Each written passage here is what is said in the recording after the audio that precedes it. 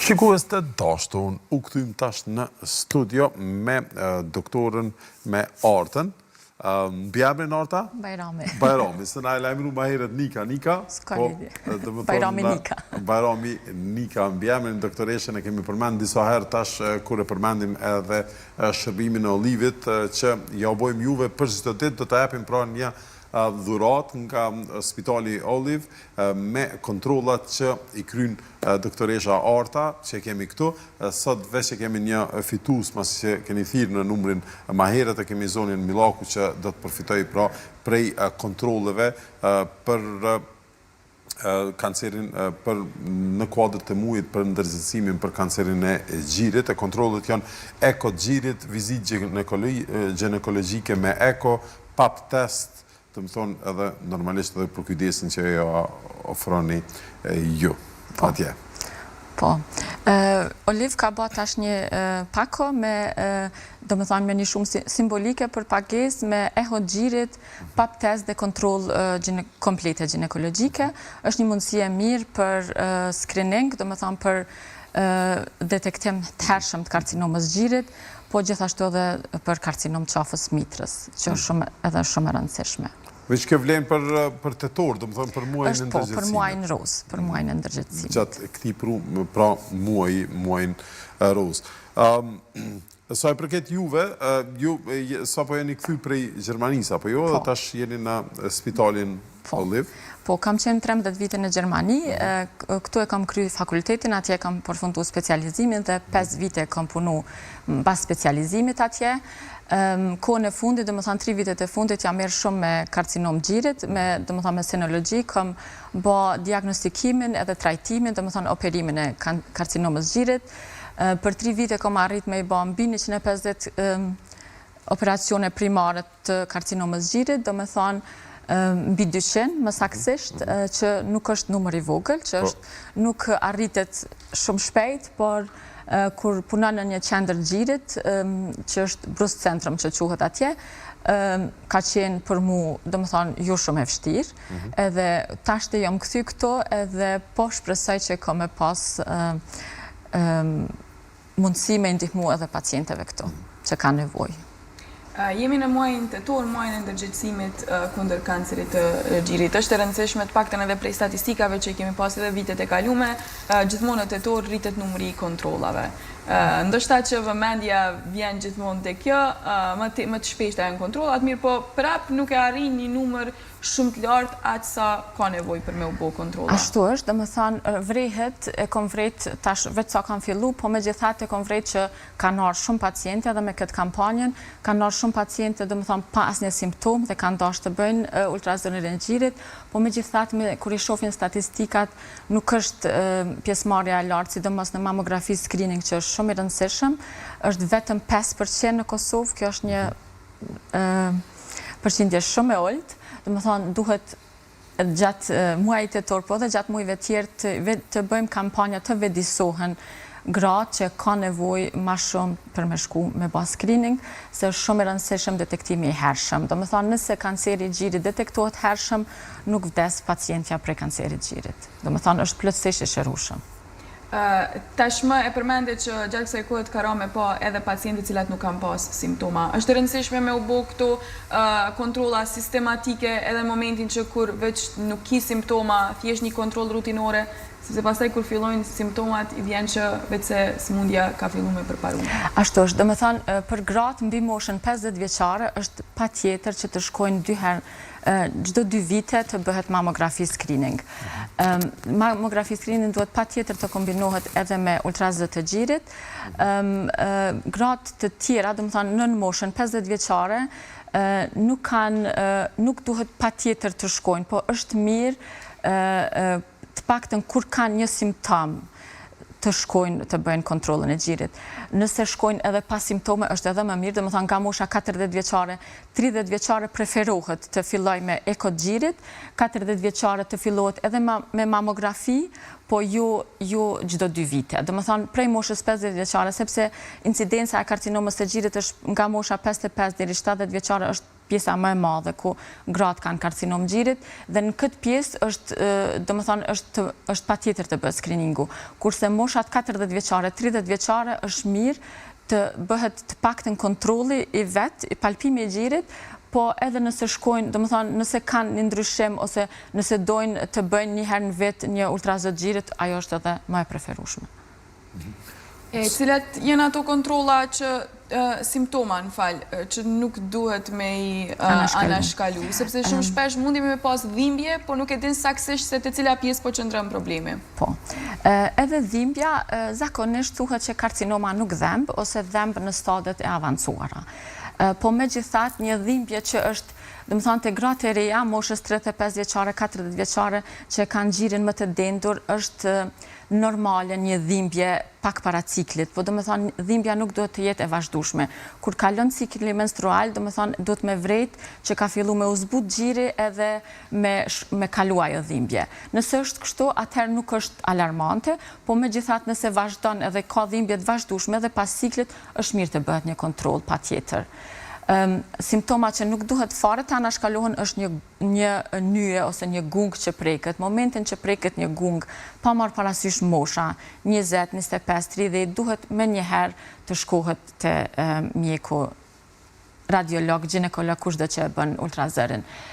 Simptoma tjera janë rrjedhja, rrjedhja patologjike, rrjedhja e gjirit, për shembull ngjyrë e kaft ose ngjyrë e kuqe, që është edhe e dy anshme, rrjedhja kaft edhe e kuqe edhe e dy anshme është patologjike, po rrjedhja e një anshme edhe ngjyrë e bardhë, është edhe ajo është simptom që duhet të shkoj.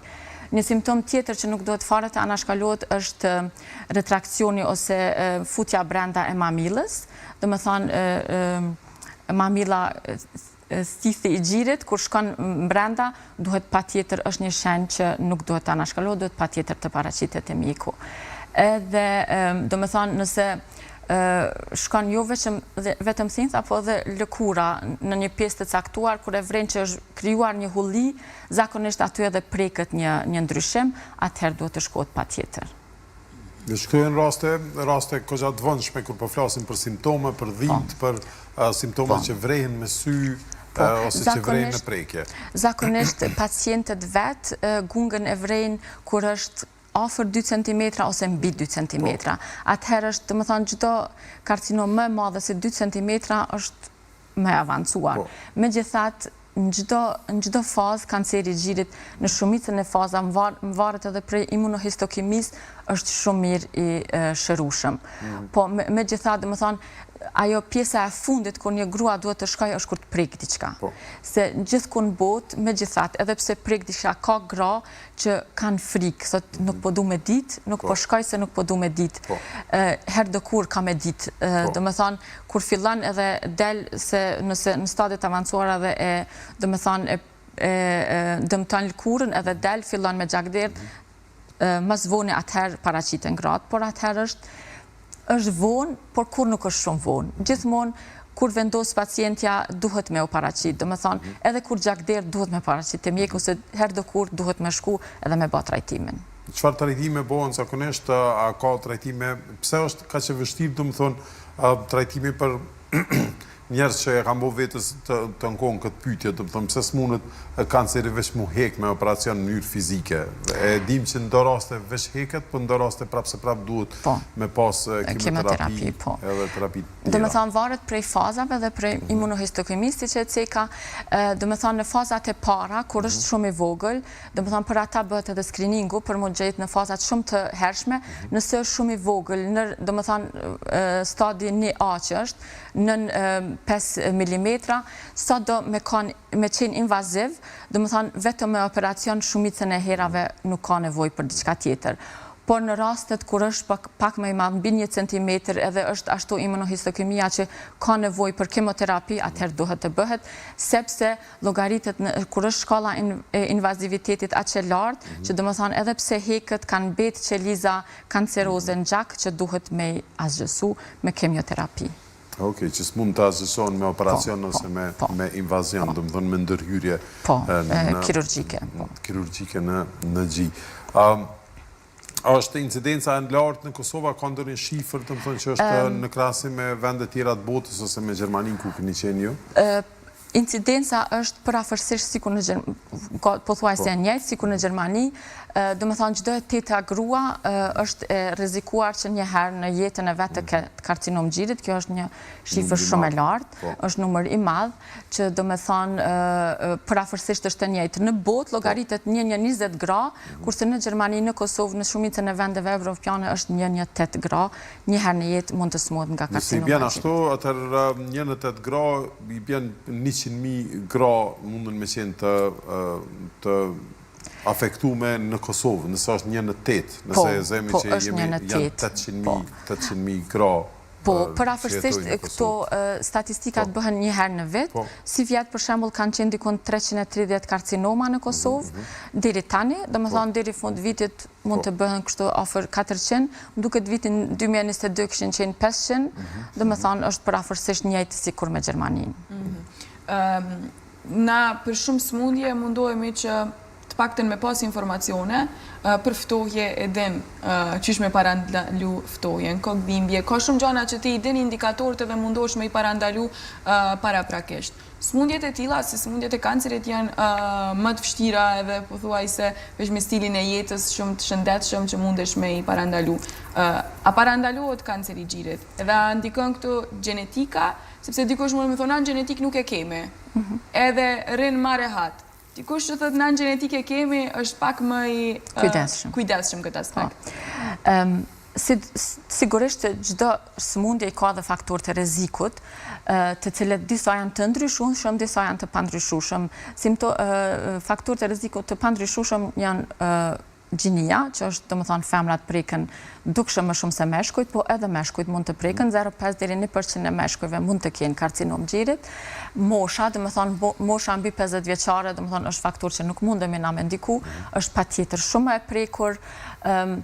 Domethënë cikli menstrual kur është i hershëm edhe menopauza e vonshme, kjo është domethënë që ndikojnë një kohë gjatë hormonet në gjë, edhe kjo është një faktor që nuk mundemi na vetë me ndryshu. Domethënë janë disa faktorë që nuk mundemi me ndryshu edhe disa që mundemi me ndryshu, për shembull stili i jetesës, aktiviteti fizik, obeziteti, edhe këto krejt ndikojnë, por nuk kanë se cila ka ndikim, po nuk është aq ndikim signifikant, sepse ki paciente që vjen edhe thot, unë jom ushqy aq shëndetshëm, eci, e ka figurën fantastike, dhe më thonë, asë një pik nuk ka pesh më shumë se që dohet, edhe thot, pse mu, nuk kam asë një genetik, kom pas vitin e kalum, nër 40 vjetë që ka thonë, unë nuk kam asë një faktor genetik, pse mu, edhe krejt e bëj jetën as nuk pi duhan, as nuk pi alkohol, pse më ka ndodhur mu. Kjo është mjekësia, do më thonë që kur nuk mundesh me thonë 1 dhe 1 është 2, po gjithmonë ka përjashtime, edhe për ato që e ka ndodhur nuk është përqindje, është person, edhe do më thonë për ato është një fatkeqësi shumë e madhe. Për atë janë faktorë të rrezikut, por duhet të dimë që kur ata faktorë nuk janë ashtu që ndikojnë aq tepër shumë. Po, ashtu është. Është incidenca, ndryshon edhe përqindja e paraqitjes kancerit të gjirit të gratë, do të thonë, që kanë fëmijë, të gratë që s'kan, apo si ndikon ajo? Do të thonë, llogaritet që gjithë dhënia e ul probabilitetin e karcinomës së gjirit, po siç e thash, do të thonë, nëse ka dhënë gjitë gjatë, do të thonë, zakonisht nënat tona në Kosovë kanë dhënë gjithmonë gjitë gjatë, po megjithatë nuk është, do të thonë, patjetër që, do të thonë, është një indikator që mundet me ndiku pak që me parandalu, po nuk është 100%, as nuk është i 50%, është më pak, shumë, dukshëm më pak. Kështu që ajo është një farë, do të thonë, është një farë lehtësimi, si me thonë, që mundet pak me parandalu, po nuk është naq signifikant që për me thonë, unë tash i kom rrit 5 fëmijë, i kom dhënë gjithve gjë dhe s'm ndodh asgjë. Po ato gratë që kanë dhënë gjë, për shembull, disa fëmijëve kanë edhe malet me palpu gjirin e vet, edhe vrej nëse kanë ndryshim të vogël. Duhet paktën kur e vrej ndryshimin e vogël, edhe pse kanë dhënë gjë, mos me thonë që mu nuk më ndodh ky kanceri i gjirit. E sa i përket Masi përmendëm gjithënjen dhe përmendet që gratë shqiptare japin ma gjatë. Na kemi ndëgju që për shembull masi keni jetuar në Gjermani me do pyetje edhe për jetesën atje, kemi ndëgju që gratë në Gjermani marrin pushim të gjatë të leonis edhe preferohet që mos mi dërgu fëmijët shumë herët. Kemi ndëgju që Gjermania është më e veçantë, ndoshta kemi gabim, për ata po të pyesin mos mi dërgu shumë herët në qerve, në kopsht, do të thonë që me qëndru më gjatë në shtëpi, pasi që konsiderohet që kopshti nuk bën me u përdor shumë herët në moshën e fëmijës. Është gjithçka është personale dhe familjare. Në pjesën lindore, Gjermanisë ku kam jetu unë, kanë qenë qerdhet shumë mirë të organizuara, prej orës 5 deri në ora 5, do të thonë 12 orë ka qenë hapur qerdhet, kurse në pjesën perëndimore kanë tregu edhe kom pa kolege që kanë qenë atje, kanë qenë qerdhet me orar më të shkurt, do të thonë në kohën në vitet e 80-ta, 70-ta kanë punu gratë më pak në pjesën perëndimore, kurse në pjesën lindore kanë punu më shumë, edhe i kanë qu fëmijët shumë herët në qerdhe, edhe i kanë lanë, do të thonë, me një vit, ose disa dhe më herët, kanë pas shumë paciente që i kanë dërgu dhe më herët, në varet, do të thonë, dallon edhe Gjermania lindore me perëndimoren, është shumë dallimi dukshëm, do të thonë, nuk besohet, po ka një dallim, edhe për çështjen e qerdheve. Po, se kanë pas në histori tjetër, se kanë qenë dy shtete të ndryshme. Po, dy shtete të ndryshme dhe akoma ekziston ai dallimi, do të thonë, edhe pak në mentalitet, edhe pak në, do të thonë, është pak një farë si me thonë, kanë për njëri tjetrin paragjykime. Dhe, do me thonë, po gratë që kanë jetu në pjesën perëndimore, kanë punu, është e vërtet që kanë punu ma pak, edhe për atë arsye s'kan pas, burrat kanë punu, gratë kanë nejtë të shtëpia janë kujdes për fëmijë, edhe në pjesën perëndimore prej moshës 3 vjeçare, do me thonë, është preferu me qu fëmijë në shkollë, në qerdhe, por në pjesën lindore i kanë shumë ma herët. Do me thonë, ka qenë socializëm edhe kanë pas me punu, edhe gratë kanë pas me punu edhe me sjellë të ardhura në shtëpi, por tash është krejt personale. Mendoj që tash, do me thonë, qerdhet janë kanë plot, kur i kom qu fëmijët e mi, do me thonë, me një vit, më shdasht, kur kam qenë shtatzan me regjistru, se, do me thonë, janë në zonë vendet, është krejt familjare, ka dhe lëvizjet ndryshme që thojnë që nuk është mirë me qu fëmin në qerdhe, është mirë deri në 3 vjet ka nevoj fëmija për prindin, me qenë tankon me nanën. Mendoj që janë akoma gjëra që janë në studime sipër. Nuk mund të me thonë që, do me thonë, ata kolegët e mi që i kom pasën që kom punu me ta, gjithë kanë qenë qerdhe, herët, do me thonë, me 1 vjet, edhe gjithë kanë qenë krejt në regull, do me thonë, kanë arrit me u bë mjek edhe me pas një jetë normale dhe ata tjetë. Nuk është diçka që duhet si cili prind për vete me vendos, a ndihet nala ma mirë me qu fëmin në qerdhe me 1 vit, apo dalë me nejtë 3 vjet të shtëpia, a i lejojnë kushtet financiare me ndaj 3 vjet të shtëpia dhe mos me qu fëmin. Unë personalisht mendoj që me 1 vit ban me qu fëmin, nëse ke mundësi me 2 vjet me qu, është edhe më mirë, po nuk do me thonë pa tjetër me lanë 3 vjet fëmin të shtëpia, edhe po thamë, është krejt personale, nuk mundesh me i thonë dikuj qoj në këtë moshë ose qoj në këtë moshë, se nëse një nanë ka nevoj me punu, ajo vendos me qu nështë edhe me 6 muj, edhe nuk bën më paragjyku.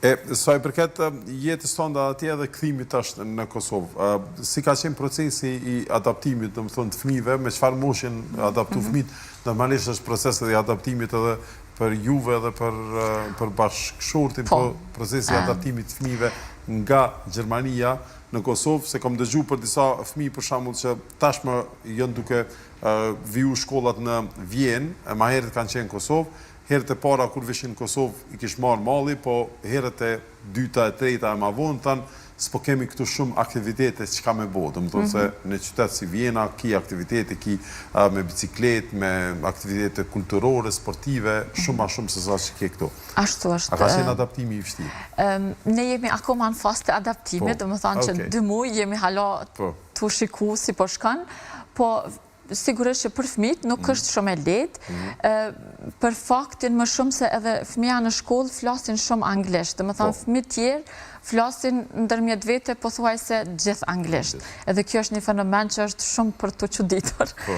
Sepse tash fëmijët e mi djali i madh din mirë shqip, edhe nuk e ka problem, kurse djali i vogël ai e din shqipen po jo aq mirë, edhe pe ka vështirë se po thotë mam këta krejt po folin anglisht mes vete, edhe ai tash ka fillu anglisht, shqip në të njëjtën kohë, gjermanishtën veç e din shumë mirë, është një proces, nuk është i lehtë, po megjithatë besoj që fëmijët ja dalin lehtë se kanë trurin ashtu që thith informata shumë dhe mendoj që kanë mundën ja dal. Po është akoma fazë fillestare, nuk mundem të them si ka me qenë. E ke menduar që ka me qenë më e vështirë apo më e lehtë kthimi? Edhe ambienti. Nuk e di, për afërsisht kështu e kam paramenduar. Po ndoshta ndryshimet mundesh me i vrejt me njëherë, dallimet. Dallimet janë se unë kur kam qenë në Gjermani, kam marrë 5 herë në vjetë në Kosovë, dhe më thanë, tanë kohën kemi qenë shpesh këto, dhe më thanë, i kom ditë për afërsisht dallimet, me gjithat, dhe më thanë, për afërsisht kështu e kam fritë. Sa i përket asaj, qka kishin qenë disa gjana që i kështë sjell si regula, si sisteme, si diçka që i kështë adaptu mënyrë të gjermanistë në Kosovë, të më thonë që kështë ndru Kosovë me adaptu, po ndoshta edhe qka i mungon gjermanistë që kishë mujtë me mësu diçka prej Kosovës, a ka dhe diçka? Po, Gjermania mund me mësu pak për Kosovës, na mund me shumë me mësu prej gjermanistë, qka më ka pëlqy atje shumë edhe që kisha pas qef edhe njerëz me pas në Kosovë është modestia edhe qasja e njerëzve, do me thonë qasja e profesionistëve shëndetësor në raport me njëri tjetrin edhe në raport me pacientin. Do me thonë ajo afërsia shumë e madhe që do me thonë e liron pacientin me tregu gjithë anamnezën e vetë, do me thonë edhe e ka pacienti atë bindjen, atë sigurin në mjekun që është të e ba ma të mirën për pacientin. Ky besimi na mungon shumë, besimi pacient-mjek, do me thonë pacientat në Kosovë nuk kanë shumë besim në personelin shëndetësor, për fat keq. Do me thonë, kjo do të ishte shumë e mirë si kur ata kur të shkojnë në një institucion të ndjenë vetën të sigurt. Kur të shkojnë, për shembull gruaja, kur shkojnë me lindë në një institucion, me kanë e sigur që atje ka mu ba ma e mira e mundshme. Asnjë proces i lindjes, asnjë proces i smundjes nuk shkon gjithmonë perfekt, ajo është e ditur, mundet gjithmonë me pas komplikime, por me pas atë ndjenjen që në këtë institucion unë e komu trajtu në mënyrën më të mirë të mundshme. Kjo është siguria që krijohet me kohë, pastaj gjërat tjera, do më thonë teknologjia, gjërat këto janë patjetër që na mungojnë, do më thonë në masë si janë atje, pastërtia në institucione është, do më thonë që duhet gjithë me pas lakmi. Do shta dhe në rrugë, se ta shojmë shumë video dhe në internet që një Gjerman me pa një shishet plastikës në natyrë, mas pari bot e hek, e merë në qantën e vetë e fut, edhe nëse është e huja, edhe bot shumë nervoz, do më thonë se shetë dikon duke hedhë. Ashtu është, do më thonë kjo pjesa e pastërtis, ne e kemi kështu që në shtëpi kemi shumë pastër, kurse si dalim në rrugë nuk na intereson shumë. Kjo vetdia kolektive na mungon shumë, mendoj që kjo kish me qenë pjesa që mundemi shumë e marë, edhe shumë, do më thonë, çështja e teknologjisë, e pastërtisë është janë gjithmonë, si cili tash krejt, po kemi mundësi me dalë edhe të Kosovës me dalë me pa edhe e vrejmat ndryshe me njëherë. Edhe përshtatemi me njëherë. Po, edhe përshtatemi, se me mirë përshtatet ma letë se me keq. Edhe, do me thonë, kjo agresiviteti në komunikacion është i të mërshëm. Do me thonë, edhe është pak si kaos i madhë në Prishtinë, edhe është vozitja, është, do me thonë, si të qosh më njës e njën të i raburis me nora 7 mëngjesit, është e të mërshme. Do me thonë, nëse ta kanë zonë dikush rrugën, prit pak se nuk është fundi botës, edhe me prit 3 sekunda, 10 sekunda, kjo farë, do me thonë, jo qëtësia jonë është. Kurse që ka mund në Gjerman me marë prej neve, ne jemi shumë të dashur, mendoj, shumë, do me thonë, në shoqëri jemi, do me thonë, dukshëm të dashur edhe për familjarë dhe për gjithë. Kjo është pjesa që do me thonë pak i mungon Gjermanisë, janë si popull pak më i ftoftë, kjo dihet botërisht. Vetëm janë më drejt, ndoshta janë edhe pak më të sinqert, se më drejt për drejt. Edhe kjo do me thonë, sinceriteti është që kanë, do me thonë, nëse ta thojnë një mendim, ashtu e mendojnë, nuk e thojnë edhe me thonë diçka tjetër. Jo, nuk e thojnë. Do me thonë, nëse një Gjerman ta ka dhënë një kompliment për çështje të punës ose diçka, ai e ka menduar ato 100% para se më ta thonë. Okej. Mirë, ndryshimi interesante, se e fillum me t'ju marrë me çështje mjekësore, po dënim pak edhe në çështje kulturore, ndoshta edhe antropologjike në dallimin mes shoqënive tona. Arta, faleminderit shumë për këto informata. Tash më shikoj të është një person vetë se fitoj një kontroll pa pagesë, të më thonë një kontroll shumë dimensionale në Oliv për shëndetin e gjirit, që do të bëhet nga doktoresha që kemi këtu në studio, po edhe nesër, edhe deri në fund të tetorit, nga 1, do më thonë, do të adhurojmë për ditë në emisionin e mëngjesit nga Spitali Oliv, që e ka dhe rezonancën më të fuqishme në rajon. Spitali Oliv gjithashtu e ka dhe tash shërbimin 24 orësh të pediatrisë dhe shërbimin emergjent 24 orësh, dhe falenderojmë për përkrajen që na bën në emisionin tonë. E na pa dyshim që falenderojmë edhe Telkosin, dashnin e lidhjet parë, ju falenderojmë edhe juve që keni qëndru së bashku me neve për gjatë këtyre 2 orëve në këtë enjte të hershme me vranësira. Na shihemi prap nesër këtu në studion e herët bashkë me mua dhe me Kekën, e ju pa që sot një ditë sa më të bukur. Të falë, thënë.